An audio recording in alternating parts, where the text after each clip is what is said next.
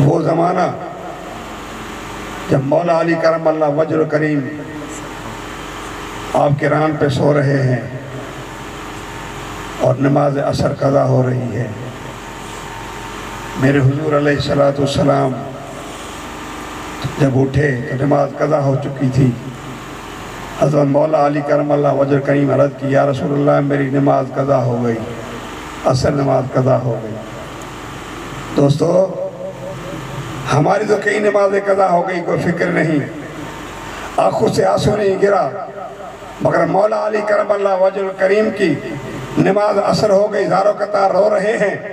हुजूर ने पूछा क्या मसला, फर्ज के या रसूलल्लाह में नमाज कज़ा हो गई, मगर हुजूर अलैहिस्सलाम को उठाते नहीं है। इसलिए उनका अकीदा और नजरिया है और अल्लाह का कलाम भी है कि जो मेरे महबूब की इताअत में रहता है वो अल्लाह की इताअत में रहता है।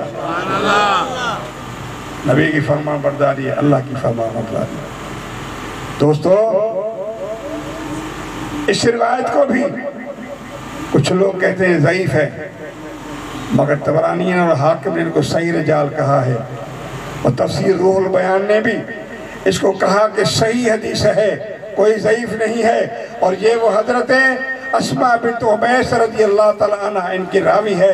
आप फरमाते हैं आँखों से देखा कि सूरज गुरूब हो गया, फिर आँखों से देखा कि हुजूर ने दुआ फरमाई कि मौला अली तेरे नबी की फरमान बरदारी में रहा, लिहाजा इनके लिए सूरज को वापस कर दे। आप फरमाती मैंने देखा वो सूरज गुरूब हो चुका था, फिर मुस्तफ़ा ने दुआ फरमाई और सूरज वापस लौट आया और मौला अली नमाज असर अदा फरमा दिया। दोस्तों, ये मुस्तफ़ा करीम अलैहिस्सलातु वस्सलाम की पावर है। अल्लाह ने आपको हुक्मरानी अता फरमाई है।